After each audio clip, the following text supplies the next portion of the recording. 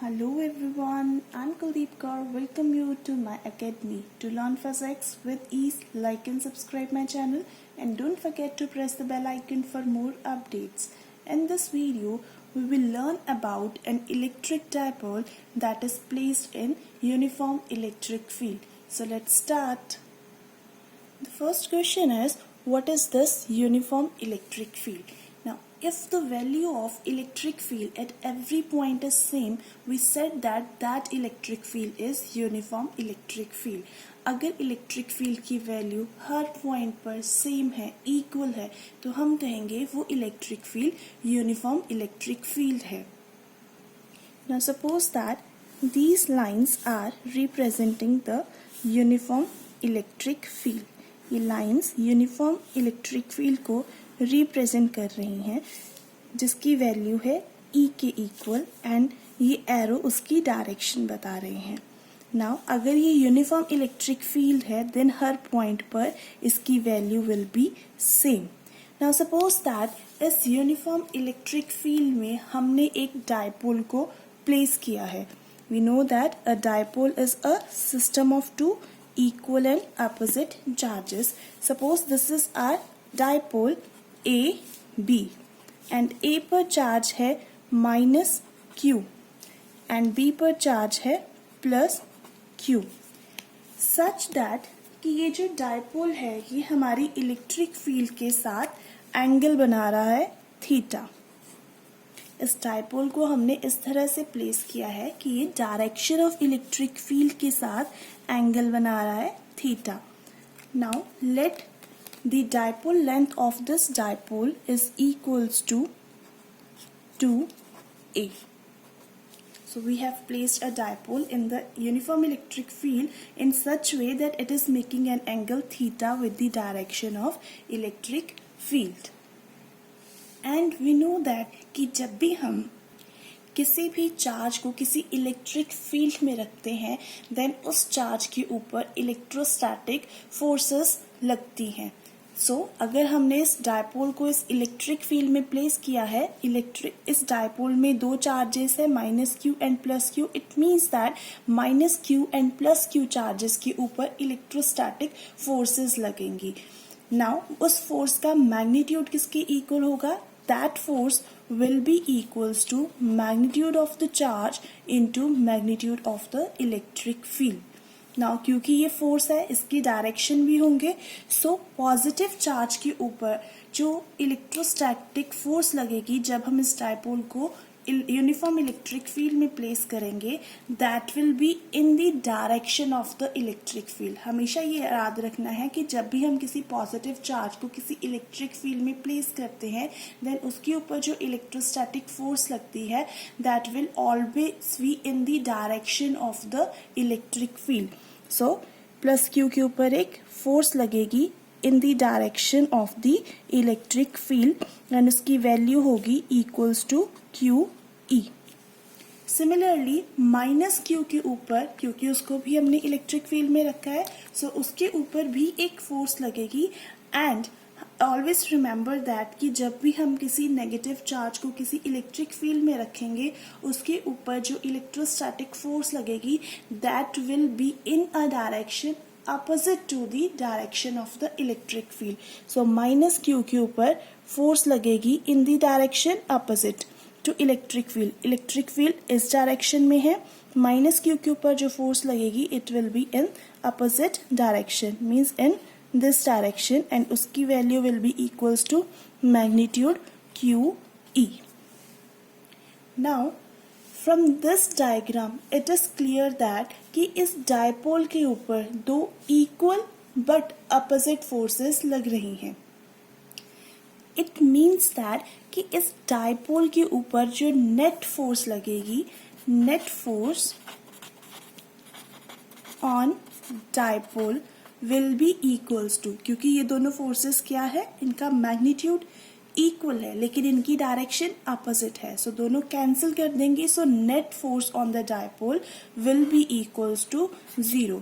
And this is really very important कि जब भी हम किसी एक डायपोल को यूनिफॉर्म इलेक्ट्रिक फील्ड में प्लेस करते हैं देन उस डायपोल के ऊपर इक्वल एंड अपोजिट फोर्सेस लगती हैं सच दैट कि जो नेट फोर्स है उस डायपोल के ऊपर इट इज इक्वल्स टू 0. अब अगर नेट फोर्स डायपोल के ऊपर 0 है तो इसका क्या मतलब है. Now suppose that this is our dipole. Now अगर इसके ऊपर नेट फोर्स 0 के इक्वल है इट मीन्स इसका कोई भी ट्रांजिशनल मोशन नहीं होगा. मीन्स ना तो ही इस तरह से मूव करेगी, ना ही इस डायरेक्शन में मूव करेगी, ना ही ये डायपोल ऊपर मूव करेगा और ना ही इस डायरेक्शन में मूव करेगा. इसमें कोई भी ट्रांजिशनल मोशन नहीं होगा. Next we will check the line of action of these two equal and opposite forces. It is clear from this diagram कि इनका जो line of action है it is different. Same line of action कब होता कि suppose एक force QE इस point पर लग रही है और दूसरी इसके same along इस लाइन के अलोंग लग रही है QE. देन हम कहते हैं कि दोनों फोर्सेस का जो लाइन ऑफ एक्शन है it is same. But from this diagram it is clear that कि इनका लाइन ऑफ एक्शन जो है वो डिफरेंट है. Now such forces which are equal and opposite and their line of action is different, they form a couple. So ये forces एक couple को form करेंगी. Now suppose that this is our dipole. इसके ऊपर दो equal and opposite forces लग रही हैं जिनका line of action is different. So वो क्या फॉर्म कर रही हैं, एक कपल. नाउ जब भी एक कपल फॉर्म होता है सो ये क्या करेगा, कपल इस डायपोल को इस तरह से रोटेट कर देगा. So this couple will rotate the dipole. Now अगर डायपोल रोटेट हो रहा है इट मीन्स जब भी हमारे पास रोटेशन आती है हमें पता है वहां पर टॉर्क होती है. टॉर्क इट मीन्स दैट कि जब भी हम एक डायपोल को यूनिफॉर्म इलेक्ट्रिक फील्ड में प्लेस करेंगे देन उसके ऊपर जो नेट फोर्स लगेगी that will be equals to 0.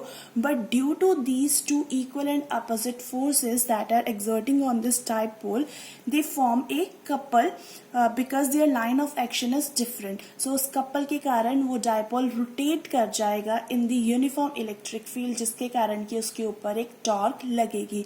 Now we need to find the value and the direction of this torque. We know that torque जिसको कि हम रिप्रेजेंट करते हैं टाउ के साथ it is equals to force into perpendicular distance between two forces. जिन दो forces के कारण कपल फॉर्म हो रहा है उन दोनों फोर्सेस के बीच में कितना परपेंडिकुलर डिस्टेंस है. Now we know the value of force. Force की वैल्यू क्या है, दोनों मैग्नीट्यूड सेम है सो हम दोनों में से कोई एक यूज कर सकते हैं QE. Now we need to find the perpendicular distance between two forces. Now for this suppose कि ये है हमारी फर्स्ट फोर्स और ये है हमारी सेकंड फोर्स. हमें इन दोनों के बीच में परपेंडिकुलर डिस्टेंस चाहिए. सो हम इसे प्रोड्यूस करेंगे in the backward direction and from point B we will draw a perpendicular like this. So this is 90 degree. Now this BC is the perpendicular distance between these two forces. Now we need to find the value of this BC. It means torque की value किसकी equal आ गई, force into BC. Now BC की value find करने के लिए हम consider करेंगे triangle ACB. Now if this angle is theta, this angle will also be equals to theta. और theta क्या है, that is the angle which the dipole is making with the direction of the electric field. Now from triangle ACB, value of sin theta will be equals to, this is theta, so this is the perpendicular. It is equals to BC upon AB. And value of AB is equals to 2A. So ये आ गया हमारे पास BC upon 2A.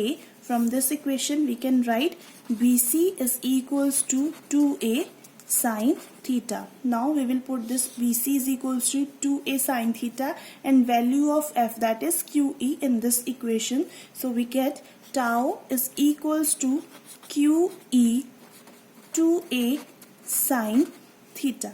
We can arrange it like Q into 2A into E sine theta, and we know that this value Q into 2A, it is the value of dipole moment. It is the magnitude of the dipole moment. So we can write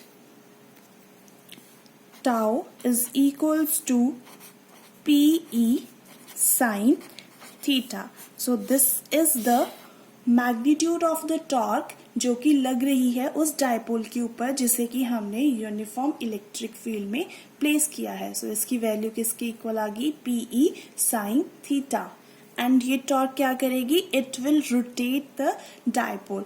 ये जो torque लगेगी इस dipole के ऊपर, it always tries to align the dipole in the direction of the electric field. ये torque हमेशा try करेगी कि ये डायपोल रोटेट करके इस इलेक्ट्रिक फील्ड की डायरेक्शन में आ जाए. Now we can write this tau in vector form. We know tau, it is a vector quantity, so tau can be written as, we can write this PE sin theta as P vector cross E vector. So ये जो torque आ रही है, it is equals to the cross product of dipole moment and the electric field. And we know that the direction of electric field is from positive to negative charge, and that of the dipole moment is from negative to positive charge. So this is the vector form of torque. Now we will study some special cases. Before that हम उसकी direction देखेंगे. Direction of tau, that is torque.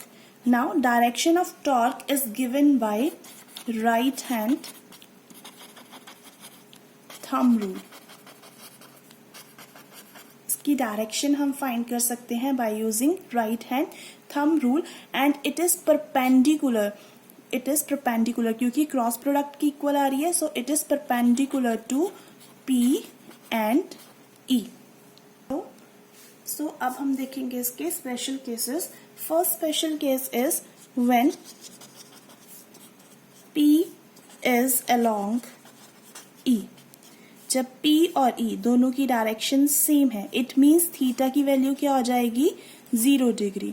Theta क्या था? It is the angle between the dipole and the direction of the electric field. Now अब अगर ये electric field की direction है तो इसी डायरेक्शन में this is negative charge, this is positive charge of dipole, और इसकी डायपोल मोमेंट की डायरेक्शन क्या होगी? From negative to positive. जिस डायरेक्शन में इलेक्ट्रिक फील्ड है उसी डायरेक्शन में डायपोल मोमेंट है. इट मीन्स थीटा की वैल्यू किसकी इक्वल है? 0 के इक्वल. देन कितनी टॉर्क लगेगी इस डायपोल के ऊपर? We will put this theta is equals to 0 degree in this equation, and we know that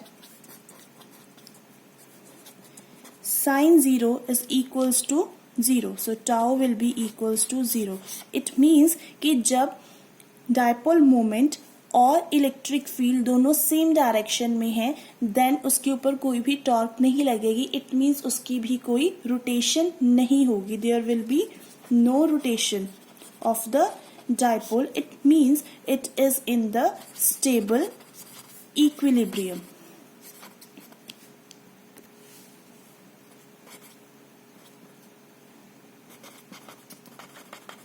So it will be in stable equilibrium. उसकी कोई भी रोटेशन नहीं होगी.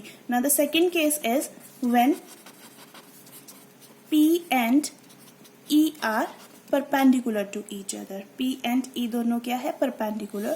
Suppose this is the direction of electric field and dipole को हमने place किया in such a way that ये है minus Q charge, this is the plus Q charge. Then the direction of dipole moment will be from negative to positive. इस direction में होगी P.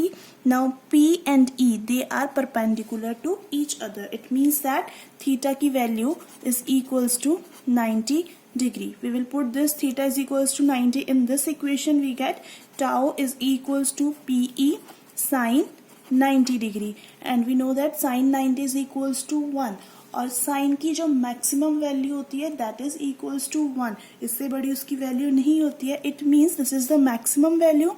So this PE tau किसके equal आएगा? PE. So this PE is the maximum value of the torque that can be exerted on this dipole when it is placed in the uniform electric field. So this is the maximum value of the torque. और maximum value torque की कब होती है? Maximum torque कब लगती है किसी dipole पर? जब dipole is perpendicular to the direction of the electric field. Now next question is what will happen if the dipole is placed in non-uniform electric field? Non-uniform electric field क्या होगी? वो वाली electric field जिसकी value different point पर different होगी, same value नहीं होगी, अलग अलग पॉइंट पे अलग अलग वैल्यू आएगी. In that case net force will not be equals to 0. So जब भी हम डायपोल को किसी नॉन यूनिफॉर्म इलेक्ट्रिक फील्ड में रखेंगे देन उसके ऊपर अलोंग विद टॉर्क के साथ साथ एक नेट इलेक्ट्रोस्टैटिक फोर्स भी लगेगी. जब हम डायपोल को यूनिफॉर्म फील्ड में रखेंगे उसके ऊपर सिर्फ एक टॉर्क लगेगी और उसकी नेट फोर्स किसके इक्वल होगी? 0 के इक्वल होगी. This is all about this lecture. If you find this video useful then do share it with your friends and also don't forget to like the video. Thank you.